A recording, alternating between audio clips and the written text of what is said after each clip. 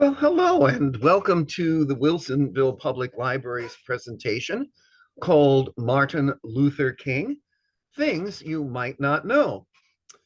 My name is Dr. Bill Thierfelder, and I'll be your host today. Now, for those of you who don't know me, I'm a retired professor of arts and humanities and a docent emeritus from the American Museum of Natural History in New York. I live here in Portland, Oregon, and that's where I'm speaking to you from today. And here I'm an artist, writer, and lecturer. But I also return regularly to New York, where I continue to do some work at the museum, as well as it just simply enjoying the wonders of the Big Apple.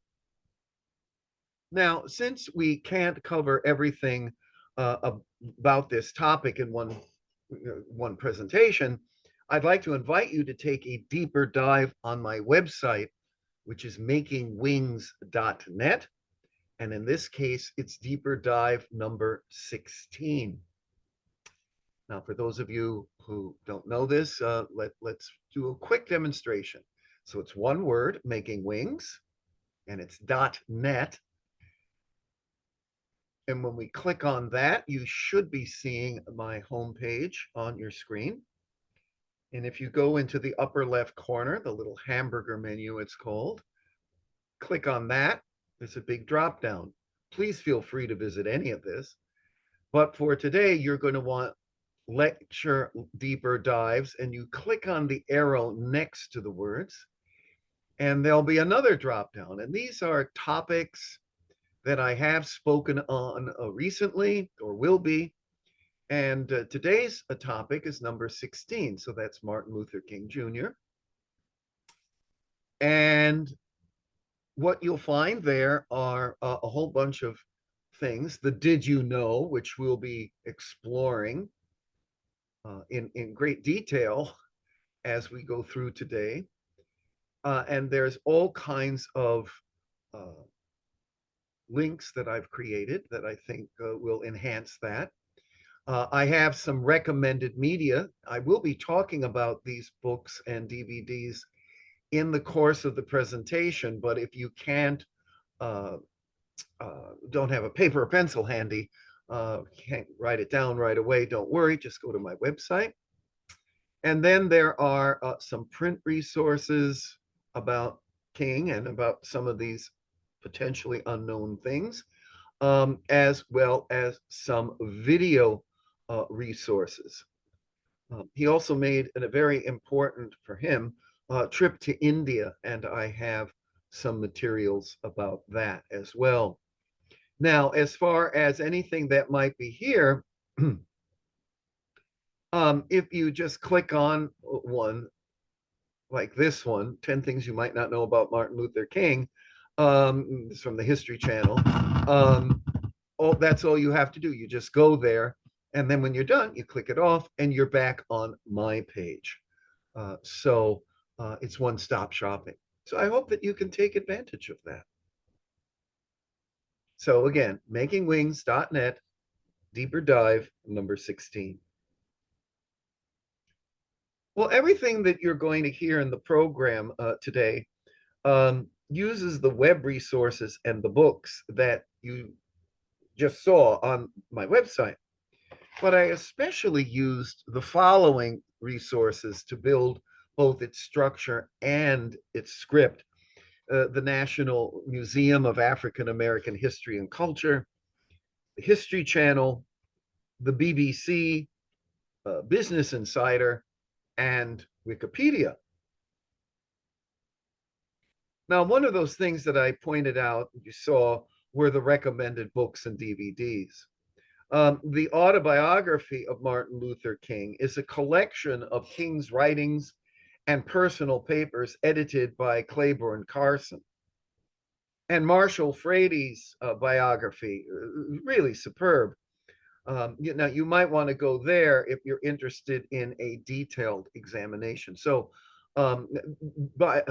King never actually officially wrote an autobiography. Rather, this editor, Claiborne Carson, gathered materials together to kind of construct the story of King. as opposed to Marshall Frady's book, which is an actual biography. Two more that you might find insightful are Bearing the Cross by David Garrow and An Inconvenient Hero by Vincent Harding. And both of these books portray King. I think what I like about them is they portray him as a human being with all his faults and attributes, while in no way diminishing his remarkable accomplishments. And finally, Stephen Oates' biography, Let the Trumpet Sound, is very accessible and insightful. Now, if it's viewing that you're looking for, then an hour-long documentary from 2003 called Dr. Martin Luther King, An Historical Perspective is very good. And you could stream it on Amazon Prime, but it's also available in DVD format. And I know that a number of libraries do have it. So what are we going to be doing today? Now, I've already stated I've used several resources to create a list of, in this case, 24 things you might not know about Martin Luther King. And they range from interesting trivia to important historical facts. I present them in the hope that they'll inspire you to learn more about one of the most important historical figures of the mid-20th century, a man whose impact and influence is still felt today over half a century since his passing. So let's begin with the quote that you see on your screen. It's there towards the bottom. And it's very much a motto for King's own life. Life's most persistent and urgent question is, what are you doing for others? So let's begin. So, number one, did you know that King's birth name was not Martin? No. The civil rights leader was actually born with the name Michael King he was a junior, on January 15th of 1929. In 1934, however, his father, who was one of the pastors at Atlanta's famed Ebenezer Baptist Church, traveled to Germany and became inspired by the words and works of the Protestant Reformation leader Martin Luther. As a result, Reverend King Sr. changed his own name, as well as that of his 5-year-old son, to Martin Luther. And here's the birth certificate and the change written in. And you can see that Michael has been crossed out and Martin has now been put in. Now, on your screen, you see Dr. King's birthplace in Atlanta, Georgia, and little Martin at the age of 6. But here's a little known fact that I think is very, very powerful. Dr. King attempted suicide twice before the age of 13. And one of those attempts occurred when he was 12 years old after his grandmother died of a heart attack at their home. You see, he was supposed to be home keeping her company and minding her, but instead he snuck out to see a parade, something his parents hadn't wanted him to do. Well, when King returned home and learned that his grandmother had passed away in his absence, he went upstairs and then jumped from a second-story window. He survived, of course, but can you imagine if he hadn't? How would the world be different today? Columbia University's Global Health Programs has an excellent post about Dr. King and mental health. And one of the things it says is this, and please feel free to follow along. Although he was never officially diagnosed, MLK suffered from serious bouts of depression in his adult life. His mental health became sufficiently compromised just before his assassination that several people close to MLK attempted to secure mental health services for him. MLK kept his depression and early suicide attempts a guarded secret, known only to those closest to him. He was concerned that if his bouts of depression became public, then civil rights opponents, critics, and adversaries would use it to discredit him, and the overall civil rights movement would be hindered. Mental illness and public success are not polar opposites. In the majority of cases, mental disorders such as depression and anxiety live side by side with love, meaning, and success. And MLK's legacy is a case in point. So, MLK's early suicide episode after his grandmother's death is a stark reminder that mental health issues should be treated openly and with respect, and that every person's life has meaning and importance, even if he or she doesn't realize it at the moment. Number 3, did you know that King entered college at the age of 15? Turns out he was such an excellent student that he skipped grades 9 and 12 and entered Morehouse College, an historically Black liberal arts institution for men, in 1944. The college is located in Atlanta, Georgia, and was the alma mater of both his father and maternal grandfather. In other words, by going there, he was continuing a family tradition. He was actually able to enter at such an early age thanks to a wartime program intended to admit promising high school students into high education facilities. Now, here's an interesting twist to that Morehouse experience.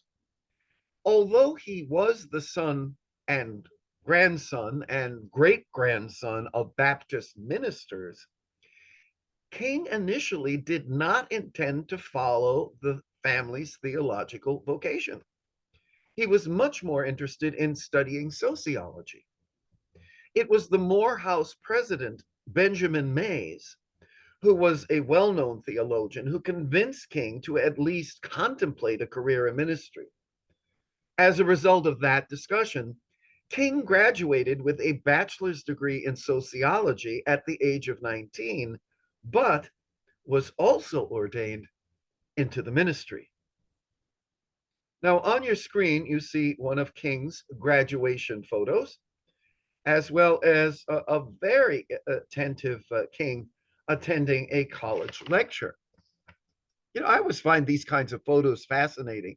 We often forget that our cultural heroes often led very day-to-day lives, and I love this expression on King's face here in the middle. Um, I wonder what he's thinking. Here he's very serious.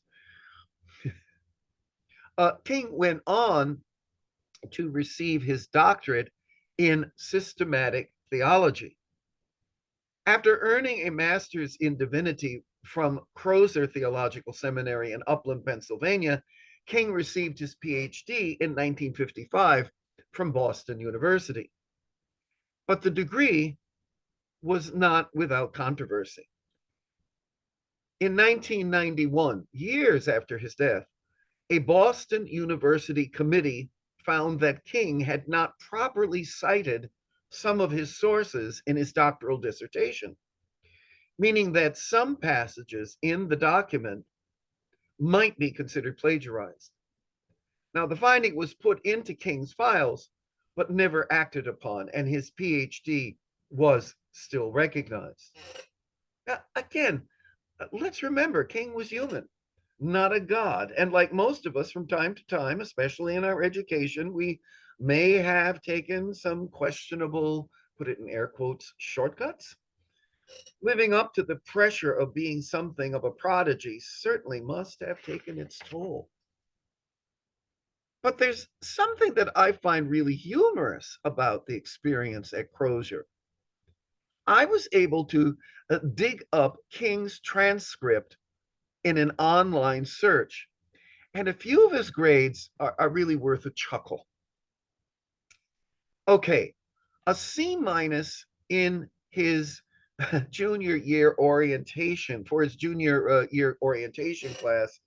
Okay, I get that one. I didn't even attend mine when I found out it wasn't being graded. And C plus in music, church music. Hey, not everyone can know all 10 verses of A Mighty Fortress or Rock of Ages. But, hmm, how about the C plus and the C for public speaking? Really? Martin Luther King, an average public speaker? Hmm, interesting, isn't it? Now, number 5. Yes, you are reading this one correctly. It's true. Martin Luther King and his beautiful bride, Coretta Scott, spent their honeymoon in a funeral parlor. When Martin was pursuing his doctoral degree at Boston University in the early 1950s, he met Scott, who was a music student at the New England Conservatory of Music. Both places were in Boston, where he was studying, where she was studying. That's how they met. Well, after a loving courtship, the couple married on June the 18th of 1953 in the backyard of the Scott's family home in Marion, Alabama. Martin's father was the one who presided, but a sign of the times, because honeymoon suites in Alabama were not available for African Americans, and frankly, in most other places across America. They spent their wedding night in a funeral parlor that was owned by a friend. Happily, the couple was able to have a real honeymoon 5 years later during a trip to Mexico. Now, I absolutely love this photo taken around the time of their wedding. The look on King's face is absolutely priceless. And for me, once again, it shows a very human side that we don't normally see on the more typically serious minded photos. And by the way, a little tiny sidebar here.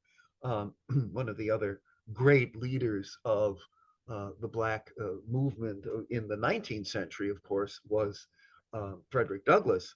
And none of his pictures show him smiling. And he refused to smile because he, again, didn't want to be seen as being a stereotypical, smiling black guy, so there's a kind of a precedence. You look at all of the formal photographs of King, not a one of them really has a smile on, but what you're seeing on this page are these personal photos taken by friends, or kind of candid moments that show, yes, these are wonderful human beings and it is okay to smile. But speaking of serious minded, here's number 6. In his lifetime, King was awarded 20 honorary degrees from colleges and universities, both in the United States and around the world. And in 1964, January specifically, he became the first African American to be named Time Magazine's Man of the Year.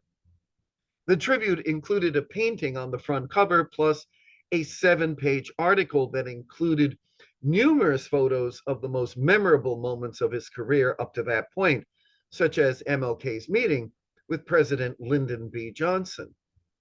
There's Johnson listening very, very intently. Uh, I love that photo. And then in the center, lower center there, you see them having a powwow over coffee.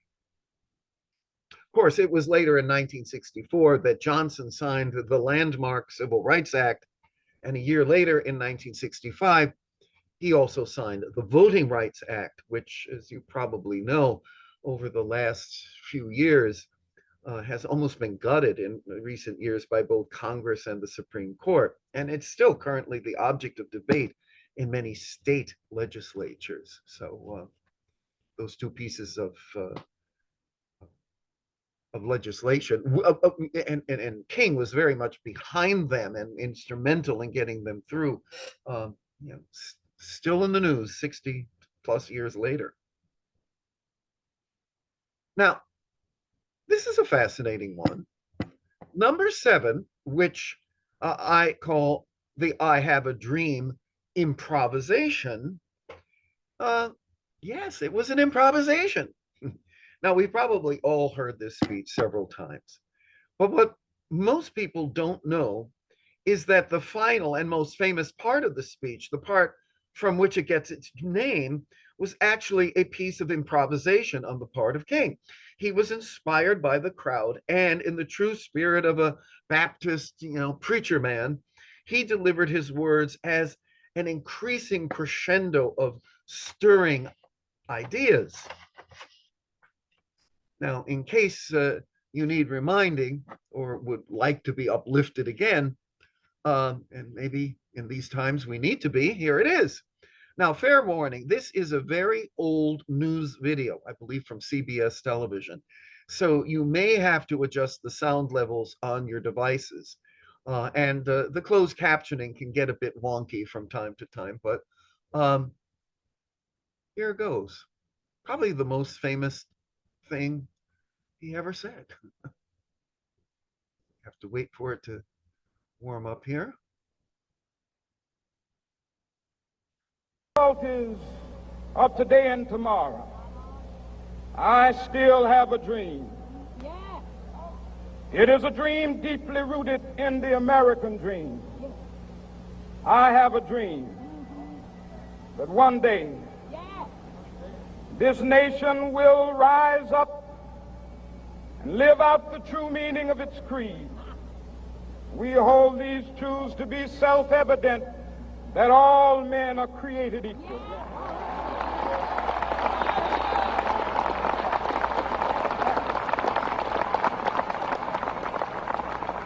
I have a dream that one day on the red hills of Georgia, the sons of former slaves and the sons of former slave owners will be able to sit down together at the table of brotherhood. I have a dream that one day, even the state of Mississippi, a state sweltering with the heat of injustice, sweltering with the heat of oppression, will be transformed into an oasis of freedom and justice. I have a dream that my 4 little children will one day live in a nation where they will not be judged by the color of their skin, but by the content of their character. I have a dream today.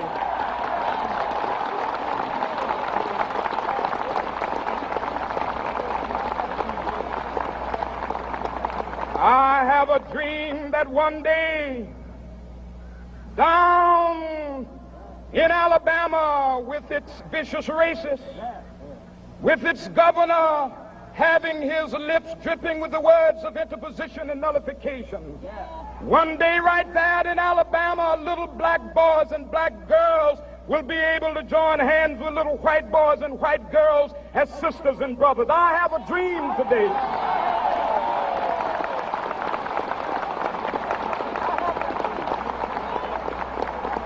I have a dream that one day every valley shall be exalted, and every hill and mountain shall be made low, the rough places will be made plain, and the crooked places will be made straight, and the glory of the Lord shall be revealed, and all flesh shall see it together.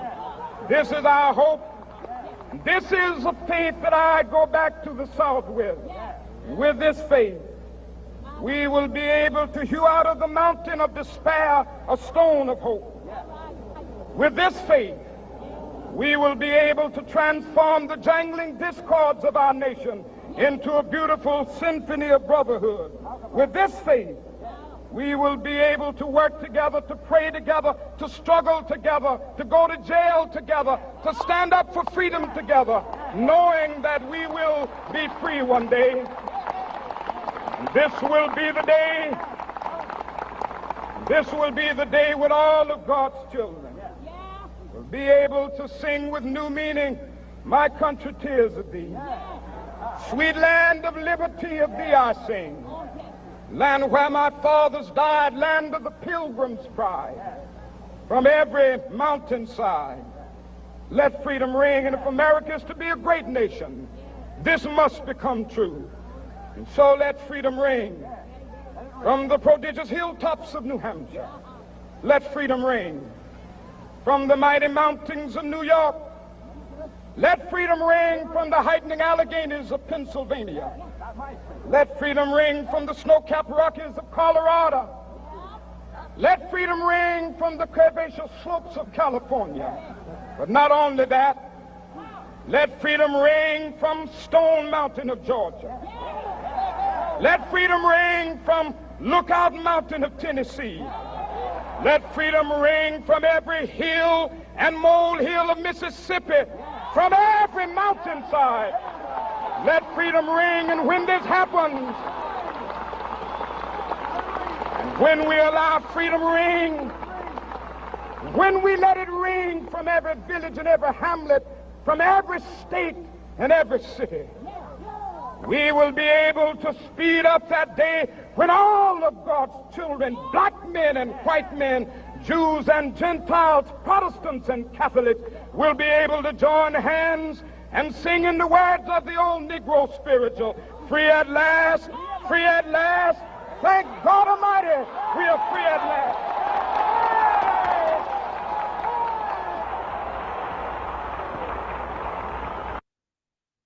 Wow. How can I top that, right? Oh my God. Still powerful after all these years, and still, sadly, just a dream for many people. But number 8, turns out that that famous dream speech was not King's first time speaking at the Lincoln Memorial. 6 years before, King was among several civil rights leaders who spoke in the shadow of Lincoln, the Lincoln Memorial, during the prayer pilgrimage for freedom on May the 17th of 1957. Before a crowd of around 20,000 people, which you see in the photo on your screen, King, who was just 28 at the time, delivered his first major address on the topic of voting rights. He urged America to give us the ballot. The address garnered strong positive reviews and definitely put him in the front lines of the civil rights leadership. But as you can imagine, those strong positive reviews from within the Black community and press were not matched by the response from whites, especially in the Deep South. Number 9, over his brief 39-year life, the civil rights leader was arrested 29 times and publicly assaulted 4 times. King was seen by many as a threat to American security, by police officials especially. As I said, he went to jail 29 times for acts of what they called civil disobedience, including an arrest for driving 5 miles per hour over the speed limit in Montgomery, Alabama in 1956. And after that trailblazing I Have a Dream speech in 1963, the FBI intensified their investigations into both Dr. King and the Southern Christian Leadership Conference, of which he was the president. Now, for many, the more popular King got, the more dangerous he seemed to be. Yet all of the negative reaction from the FBI, the police, and many segments of white America did not dissuade King from pressing forward with his message of brotherhood and equality. Indeed, this is our number 10, from 1957 until his death in April of 1968, King traveled over 6 million, yes, 6 million miles and spoke over 2,500 times as president of the Southern Christian Leadership Conference. That organization, which formed to aid the growing civil rights movement, elected King as its president in 1957, and he led the group until he was murdered 11 years later. Now, during those 11 years, he traveled across the country delivering speeches and heading protests rooted in the principal idea of the Southern Christian Leadership Conference. peaceful resistance. It's a concept inspired by basic Christian principles, but very much so by the nonviolent teachings of Mahatma Gandhi. And that concept was learned during a trip to India in 1959. For Dr. King, the journey was a pilgrimage to study the life and philosophy of Gandhi, who had been assassinated in 1948. In July of 1959, he wrote a lengthy essay about his experience in the Black-owned journal Ebony magazine, an edition that also, there's the front cover, that also announced TWA was hiring, quote, the first Negro hostess, unquote. Of course, the awful irony was that 20 years after Gandhi's murder, King would meet the same fate. Both men spoke of peace and love, and both men were assassinated for it. Now, to finish out my number 10, during those 11 years between 1957 and 68, besides speaking, King also expressed his ideas and ideals in several books and published important essays and articles. In fact, many of those speaking engagements were also book tours.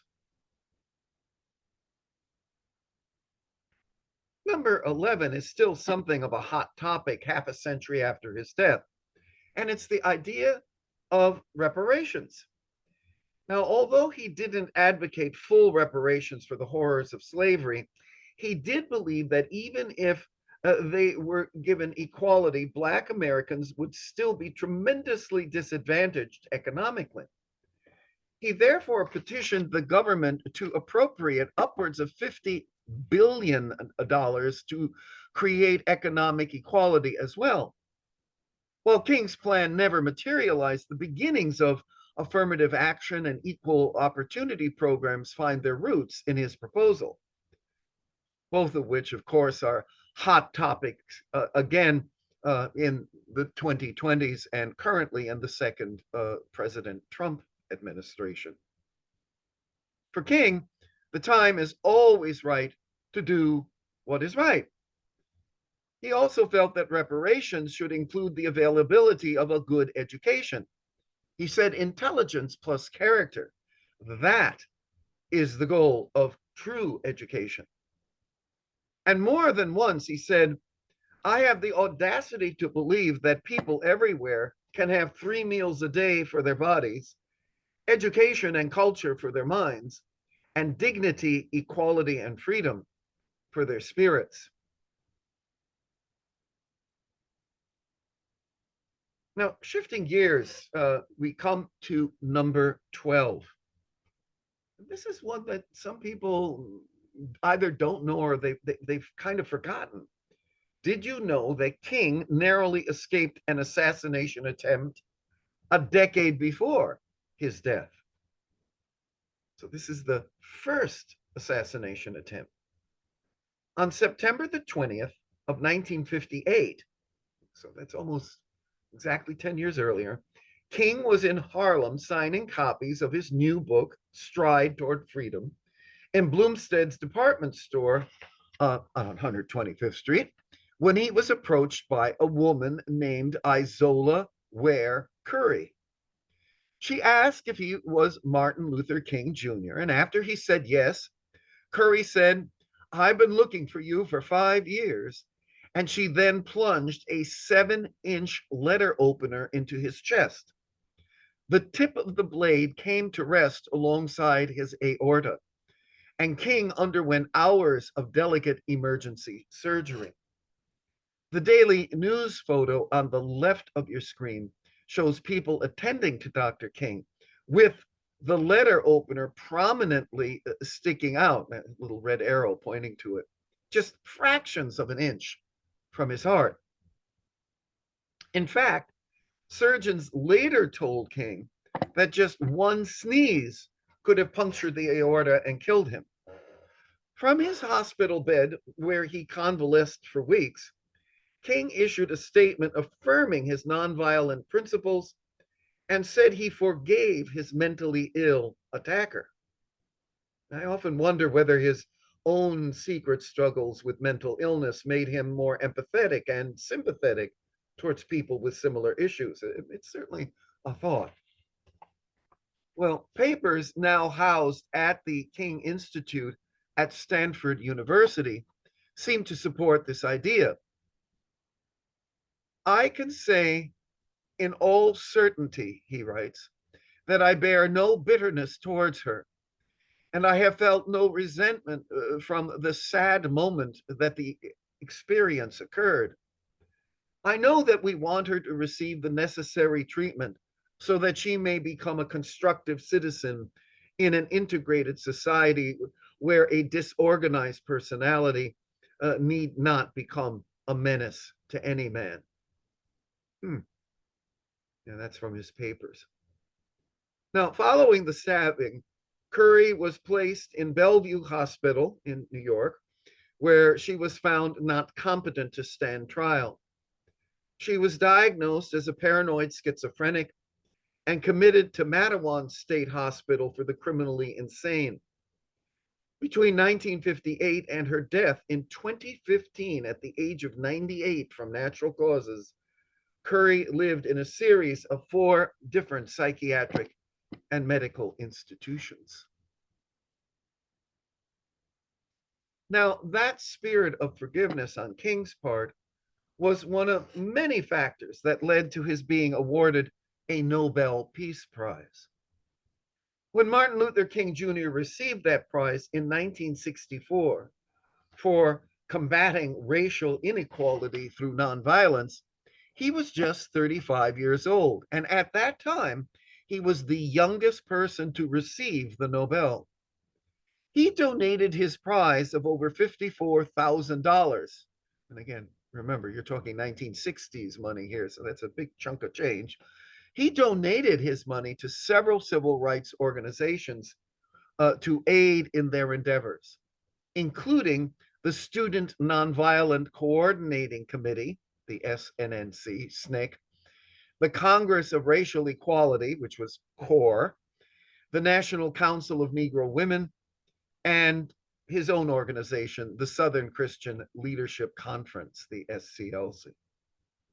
By the way, trivia buffs, the youngest Peace Prize winner is now a young woman from Pakistan who was aged 17 when she was given her award in 2014.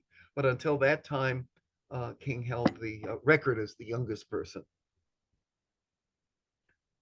Now, on December the 7th of 1964, just days before he received the Nobel Peace Prize in Oslo, Dr. King gave a major address in London on the topic of segregation, the fight for civil rights, and his support for Nelson Mandela and the anti-apartheid struggle in South Africa. That speech, by the way, is available on my website. Just click onto it and you can actually hear it. It's well worth the listen. Actually, there were several visits to England over the years.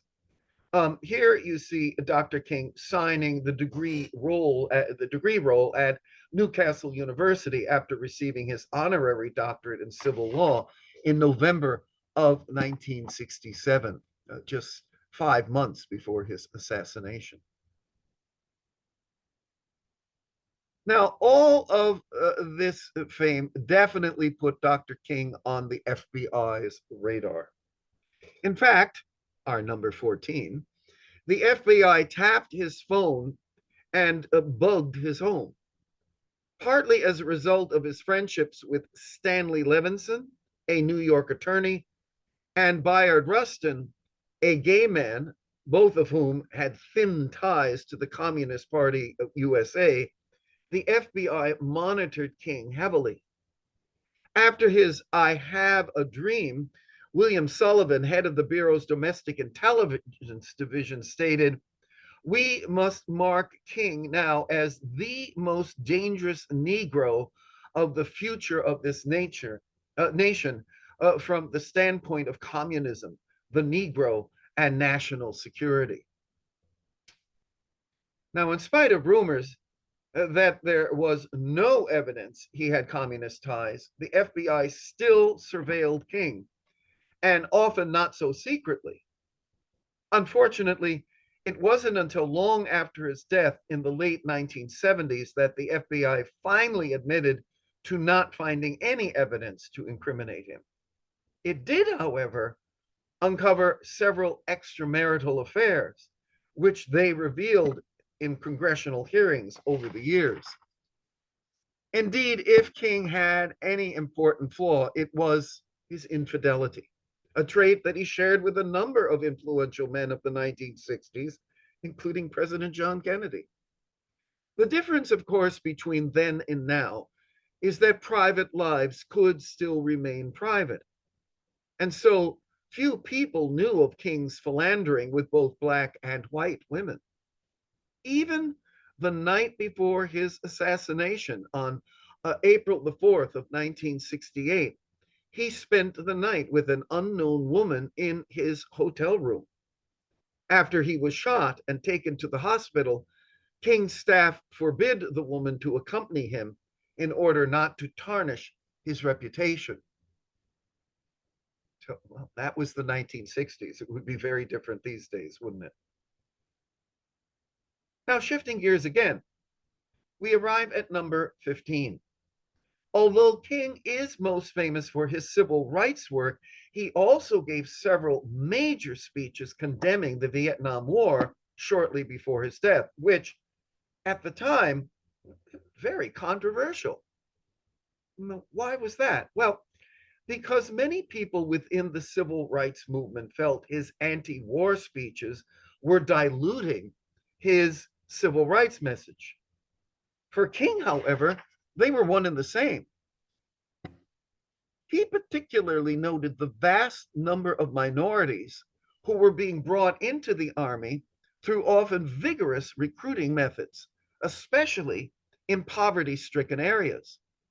There was certainly the appearance of sending seemingly expendable minorities to fight a white man's war.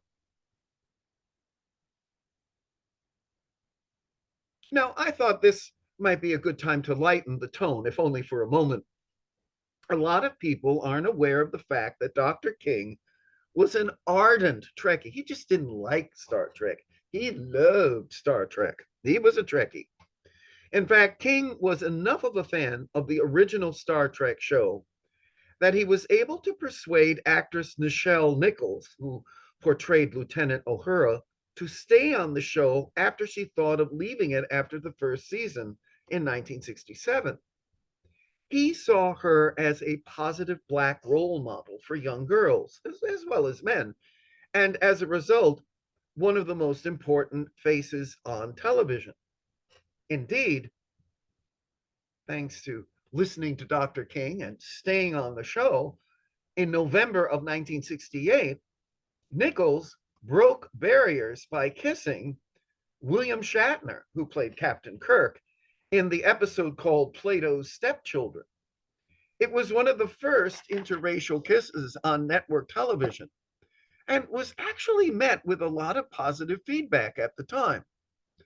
Also, a lot of outrage. And believe it or not, the episode was not shown in several on several stations in the Deep South. You can only imagine why.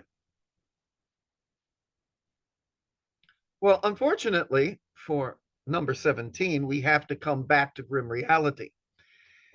In April of 1968, Dr. King had come to Memphis to support the strike of the city's black sanitation workers.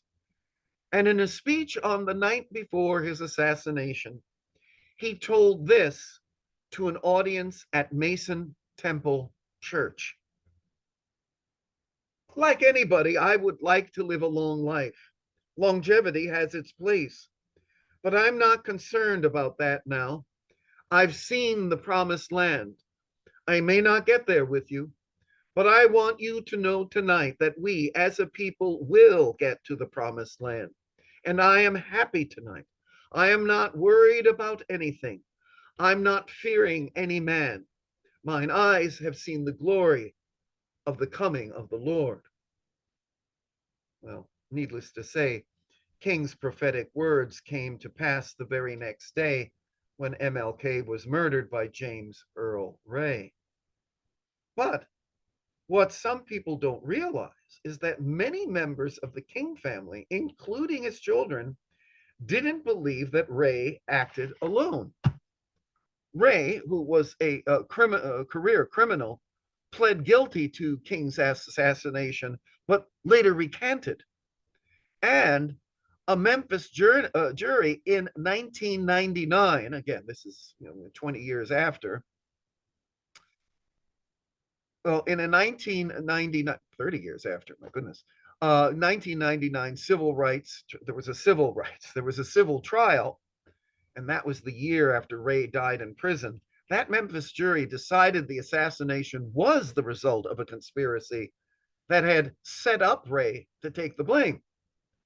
Now, unsurprisingly, the U.S. Justice Department investigation released a 2000, in 2000, reported no evidence of a conspiracy. In other words, it tried to debunk the 1999 verdict of the civil case. Well, after 4 weeks of testimony and over 70 witnesses, 12 jurors reached a unanimous verdict on December the 8th of 1999 that Dr. King was assassinated as a result of a conspiracy. In a press statement that the following day in Atlanta, Martin's widow, Coretta, welcomed the verdict. Now, if you want to pursue this further, the link to the complete transcript of the trial, all 2,700 pages of it, titled The 13th Juror, is available on my website. Have fun. It's actually quite fascinating and very convincing. Now, as historical note to that, when James Earl Ray died at the age of 70 of liver disease in prison, Ray's brother Jerry told CNN that Jimmy did not want to have his final resting place in the United States because of, quote, the way the government has treated him. James claimed that it was the FBI that was behind the assassination. According to Jimmy's wishes, his body was cremated and his ashes flown to Ireland, which was the home of his maternal family's ancestors, and he was buried there in a private service. Very fascinating part of this story. Now, something that people might not know is number 19. King's mother was also slain by a bullet. On June the 30th of 1974, 6 years after Dr. King's assassination, 23-year-old Marcus Wayne Chenault rose from the front pew of the Ebenezer Baptist Church in Atlanta and began to fire shots from 2 pistols. One of the bullets struck and killed 69-year-old Alberta King, only a few feet from the pulpit where her son had preached nonviolence. Chenault said that Christians were his enemy, and he had received divine instructions to kill King's father. But he killed King's mother instead because she was closer. The shooting also left a church deacon dead. Chenault received a death penalty sentence that was later changed to life imprisonment, in great part due to the King family's opposition to capital punishment. He died of a stroke in prison at the age of 44. Well, I think it's time to move away from all the violence and sadness. Number 20. As of today, Martin Luther King is the only non-president to have a national holiday in his name. In 1983, President Ronald Reagan signed a bill that established a nationally observed holiday. The holiday was first celebrated in 1986 on the third Monday of January, close to MLK's birthday on January 15th. Now, despite being enacted in 1983, with the inception being set for 1986, all 50 states didn't observe MLK Day until 17 years later. And why was that? because 9 states were holdouts. Oh, come on, we want a little gossip, don't we? So who were they? Well, the governor of Arizona, Evan Meacham, rescinded the day in 1987, and a voter referendum in 1990 rejected the holiday. As a result of the backlash, including a Super Bowl being moved to California, Arizona eventually turned around and recognized MLK Day in 1992. Lawmakers in Idaho questioned the importance of Dr. King and decided that the third Monday of January would be known as Idaho Human Rights Day. New Hampshire celebrates Civil Rights Day. Originally known as Human Rights Day, Utah finally recognized MLK Day by name in 2000. In South Carolina, until 2000, state employees had a choice. They could either celebrate a Confederate holiday or MLK Day. Well, it is now an officially paid federal holiday. Once known as Lee Jackson King Day, Virginia honored the birthdays of Confederate generals Robert E. Lee and Thomas Stonewall Jackson, in addition to celebrating King. In 2000, MLK Day was given its own name, with the Lee Jackson Day moved to the Friday before MLK Day. And as of 2020, last I checked, the Lee Jackson Day actually became eliminated. There is talk of it being reinstated, by the way. In the state of Alabama, Martin Luther King Jr.'s birthday is celebrated as Robert E. Lee Martin Luther King Day. And I recently checked the website. Apparently, that is still what it's called. So you have your choice, Robert E. Lee and Martin Luther King Day. By 2000, both MLK and Lee were celebrated on the same day in Arkansas. Mississippi also celebrates both King's and Robert E. Lee's birthdays on the same day. So the bottom line is this: before 2020, Robert E. Lee Day was commonly celebrated in 5 states: Virginia, North Carolina, Arkansas, Alabama, and Mississippi, in conjunction with Martin Luther King Jr. Day. Today, Lee's home state of Virginia, as well as North Carolina and Arkansas, no longer officially observe the General Lee holiday, but as they say in Virginia, there's talk about that. Only Mississippi and Alabama continue to celebrate the General's birthday, but sometimes on the Friday before or the Wednesday after MLK Day.